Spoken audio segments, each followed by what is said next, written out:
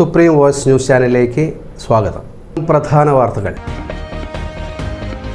എരുമപ്പെട്ടി കുണ്ടന്നൂരിൽ വീടിനോട് ചേർന്ന് കൃഷിയിടത്തിൽ പൊട്ടുവീണ വൈദ്യുത കമ്പിയിൽ നിന്ന് ഷോക്കേറ്റ് യുവതി മരിച്ചു. വടക്കാഞ്ചേരി ശ്രീ സുബ്രഹ്മണ്യ സ്വാമി ക്ഷേത്രത്തിൽ ധന്വന്തരി ഹോമം നടന്നു. തട്ടിപ്പുകാരുടെയും അഴിമതിക്കാരുടെയും കൂടാരമാണ് കോൺഗ്രസ് എന്ന് CPM സംസ്ഥാന സെക്രട്ടറി MV ഗോവിന്ദൻ.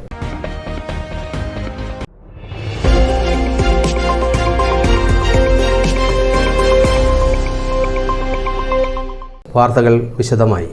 കൈമ അരിക്ക് ക്ഷാമമെന്ന് വിതരണക്കാർ. ബിരിയാണിക്ക് വ്യാപകമായി ഉപയോഗിക്കുന്ന കൈമ അരിക്ക് ക്ഷാമം നേരിടുന്നുണ്ടെന്നും ഉപഭോക്താക്കൾ ആശങ്കപ്പെടേണ്ടതില്ല. പശ്ചിമ ബംഗാളിലെ ബർധമാൻ ജില്ലയിലെ 100-ലധികം മില്ലുകൾ 30-ൽ താഴെ മാത്രമാണ് ഇപ്പോൾ കൈമ അരി ഉൽപ്പാദിപ്പിക്കുന്നത്. 2023-2024 ഇന്ത്യയിൽ നിന്ന് അരി കയറ്റുമതി നിരോധിച്ചപ്പോൾ കർഷകർ കൃഷി കുറയ്ക്കുകയും മറ്റ് വിളകളിലേക്ക് മാറുകയും ചെയ്തു. നിരോധനം നീക്കിയപ്പോൾ വ്യാപകമായി കയറ്റുമതി ചെയ്തത് ലഭ്യതക്കുറവിന് കാരണമായി. തട്ടിപ്പുകാരുടെയും അഴിമതിക്കാരുടെയും കൂടാരമാണ് കോൺഗ്രസ് എന്ന് CPM സംസ്ഥാന സെക്രട്ടറി MV ഗോവിന്ദൻ. തട്ടിപ്പുകളുടെയും അഴിമതിയുടെയും കൂടാരമാണ് കോൺഗ്രസ് എന്ന് CPM സംസ്ഥാന സെക്രട്ടറി MV ഗോവിന്ദൻ. മുണ്ടയിലെ രാജീവ് ഗാന്ധി സഹകരണ സംഘത്തിലെ നിക്ഷേപകനും കോൺഗ്രസ് നേതാവും മനോരമ ലേഖകനുമായ ആനാട് ശശിയെ ആത്മഹത്യയിലേക്ക് നയിച്ച സാഹചര്യം സൃഷ്ടിച്ചത് കോൺഗ്രസ് ആണെന്നും അദ്ദേഹം പറഞ്ഞു. ശശിയുടെ ആത്മഹത്യ അങ്ങേയറ്റം ദുഃഖകരമാണ്. നിക്ഷേപകരുടെ പണം കോൺഗ്രസ് നേതാക്കൾ ബിനാമി ഇടപാടിലൂടെ അപഹരിച്ചു. ഇതാണ് സംഘത്തെ പ്രതിസന്ധിയിലാക്കിയത്. നിക്ഷേപിച്ച പണം തിരികെ ലഭിക്കാത്തതാണ് ശശി ജീവനൊടുക്കാൻ കാരണമായതെന്ന് അദ്ദേഹത്തിന്റെ ഭാര്യ മാധ്യമങ്ങളോട് പറഞ്ഞു. ഓട്ടോ ടാക്സി തൊഴിലാളികൾ പ്രക്ഷോഭത്തിലേക്ക്. പരമ്പരാഗത ഓട്ടോ ടാക്സി തൊഴിൽ മേഖലയിലെ തൊഴിലാളികളെ സംരക്ഷിക്കാൻ അടിയന്തര നടപടി സ്വീകരിക്കണമെന്നാവശ്യപ്പെട്ട് ജില്ലാ മോട്ടോർ വാഹന തൊഴിലാളി കോഓർഡിനേഷൻ കമ്മിറ്റി അധികാരികൾക്ക് പരാതി നൽകി.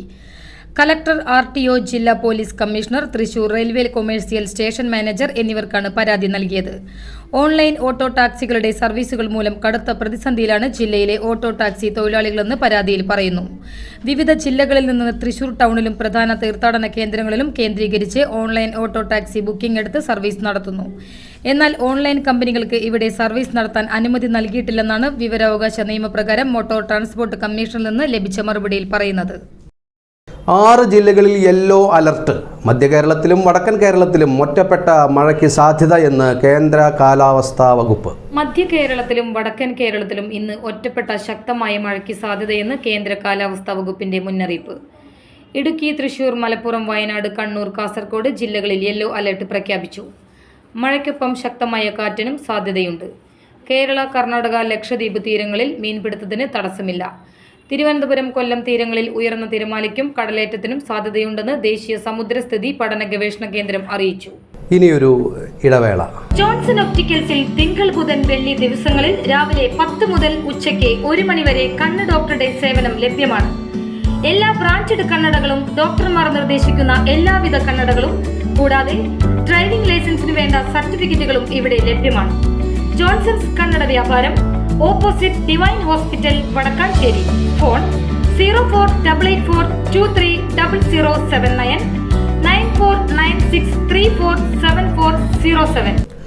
പാലിയക്കരയിലെ ടോൾ നിരക്ക് കുറയ്ക്കുമെന്നും ദേശീയപാതയിലെ ഇടപ്പള്ളി മുതൽ പാലക്കാട് വരെയുള്ള നിർമ്മാണ പ്രവൃത്തികൾ സമയബന്ധിതമായി നടപ്പാക്കുമെന്നും കേന്ദ്രമന്ത്രി ഉറപ്പ് നൽകിയെന്ന് K. രാധാകൃഷ്ണൻ. പാലിയക്കരയിലെ ടോൾ നിരക്ക് കുറയ്ക്കുമെന്നും ദേശീയപാതയിലെ ഇടപ്പള്ളി മുതൽ പാലക്കാട് വരെയുള്ള നിർമ്മാണ പ്രവൃത്തികൾ സമയബന്ധിതമായി പൂർത്തിയാക്കുമെന്നും കേന്ദ്രമന്ത്രി നിതിൻ ഗഡ്കരി ഉറപ്പു നൽകിയതായി K. Radhakrishnan MP. Paliyakkara toll പ്ലാസയിലെ അന്യായമായ ടോൾ പിരിവ് അടിയന്തരമായി അവസാനിപ്പിക്കണമെന്ന് ആവശ്യപ്പെട്ട് K. രാധാകൃഷ്ണൻ മന്ത്രിക്ക് കത്ത് നൽകുകയും ചർച്ച നടത്തുകയും ചെയ്തിരുന്നു. NHAIക്ക് അനുവദിച്ച ടോൾ പിരിവ് കരാർ 2028 വരെ നീട്ടിയത് പ്രതിഷേധാർഹമാണെന്ന് കത്തിൽ ചൂണ്ടിക്കാട്ടി. ടോൾ പാസ വഴി ദിവസം 50,000-ലധികം വാഹനങ്ങൾ കടന്നുപോകുന്നു. വിദ്യാർത്ഥികളും രോഗികളുമടക്കം ജനങ്ങളാകെ ദുരിതമനുഭവിക്കുകയാണ്. ഹൈവേക്കായി കരാർ കമ്പനി ഇതിനകം 1,600 കോടിയിലധികം രൂപ ടോൾ പിരിച്ചു. ഇത് നിർമ്മാണ ചെലവായ 720 കോടിക്കും മീതെയാണ്. ഹൈവേ വികസനത്തിനായുള്ള ഭൂരിഭാഗം ഭൂമിയും സംസ്ഥാന സർക്കാർ കൈമാറിയതായാണ് ടോൾ ചുമത്തുന്നത് പ്രദേശവാസികളായ യാത്രക്കാർക്ക് വലിയ പ്രയാസമുണ്ടാക്കുന്നു. പ്രതിഷേധം വ്യാപകമായ പശ്ചാത്തലത്തിൽ ഹൈക്കോടതി 4 ആഴ്ചത്തേക്ക് ടോൾ പിരിവ് നിർത്തിവെക്കാൻ ഇടക്കാല ഉത്തരവിറക്കിയിട്ടുണ്ട്. മഹാബലി വൃത്തിയുടെ ചക്രവർത്തി എന്ന ആശയത്തിലൂന്നി ഇക്കുറി ഓണാഘോഷം നടത്തുമെന്ന് ശുചിത്വ mission executive director UP Jose. Mahabali വൃത്തിയുടെ ചക്രവർത്തി എന്ന ആശയത്തിലൂന്നി ഇക്കുറി ഓണാഘോഷം പൂർണ്ണമായും ഹരിതചട്ടം പാലിച്ച് നടത്തും. പൂക്കളങ്ങൾക്കും കൊടിത്തോരണങ്ങൾക്കും പ്ലാസ്റ്റിക് ഉപയോഗിക്കില്ല. പ്ലാസ്റ്റിക് ഇല, പ്ലേറ്റ്, കപ്പുകൾ എന്നിവ ഒഴിവാക്കാനും നിർദ്ദേശവുമുണ്ട്. വഴിയോര കച്ചവടക്കാർ ഉൾപ്പെടെ ആരും പ്ലാസ്റ്റിക് കവറുകളോ കപ്പുകളോ പ്ലേറ്റുകളോ നൽകുന്നില്ലെന്ന് തദ്ദേശ സ്ഥാപനങ്ങൾ ഉറപ്പാക്കണം.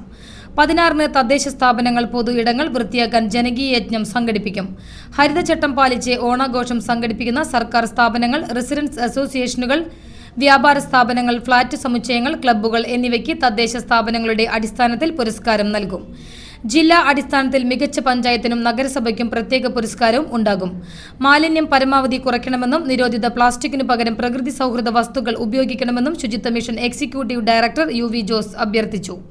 വടക്കാഞ്ചേരി ശ്രീ സുബ്രഹ്മണ്യ സ്വാമി ക്ഷേത്രത്തിൽ ധന്വന്തരി ഹോമം നടന്നു. വടക്കാഞ്ചേരി ശ്രീ സുബ്രഹ്മണ്യ സ്വാമി ക്ഷേത്രത്തിൽ കർക്കിടക മാസാഘോഷങ്ങളുടെ ഭാഗമായി ധന്വന്തരി ഹോമം നടന്നു. സർവ്വരോഗ നിവാരണത്തിനും സർവൈശ്വര്യത്തിനും വേണ്ടി ചെയ്യുന്ന ഈ മഹത്തായ കർമ്മത്തിന് ക്ഷേത്രം മേൽശാന്തി ശ്രീ ദുർഗാദാസ് പുളിയത്ത് മുഖ്യ കാർമ്മികനായി.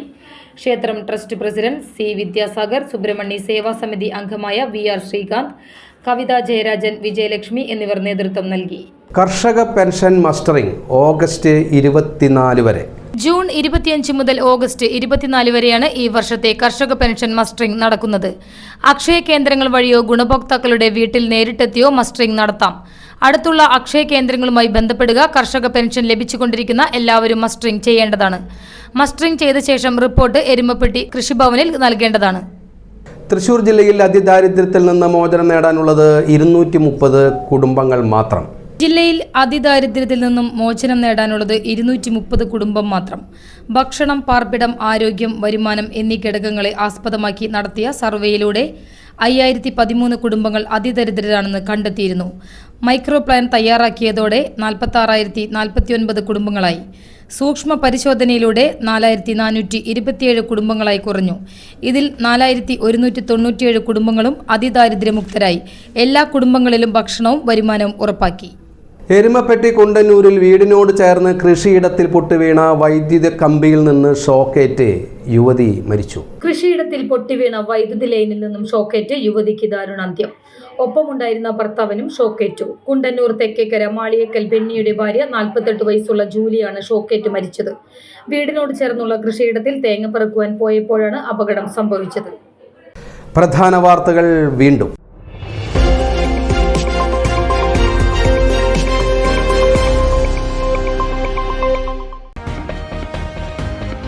എരുമപ്പെട്ടി കുണ്ടന്നൂരിൽ വീടിനോട് ചേർന്ന് കൃഷിയിടത്തിൽ പൊട്ടിവീണ വൈദ്യുത കമ്പിയിൽ നിന്ന് ഷോക്കേറ്റ് യുവതി മരിച്ചു. വടക്കാഞ്ചേരി ശ്രീ സുബ്രഹ്മണ്യ സ്വാമി ക്ഷേത്രത്തിൽ ധന്വന്തരി ഹോമം നടന്നു. തട്ടിപ്പുകാരുടെയും അഴിമതിക്കാരുടെയും കൂടാരമാണ് കോൺഗ്രസ് എന്ന് CPM സംസ്ഥാന സെക്രട്ടറി MV ഗോവിന്ദൻ. ഇതോടുകൂടി വാർത്തകൾ അവസാനിച്ചു. നമസ്കാരം.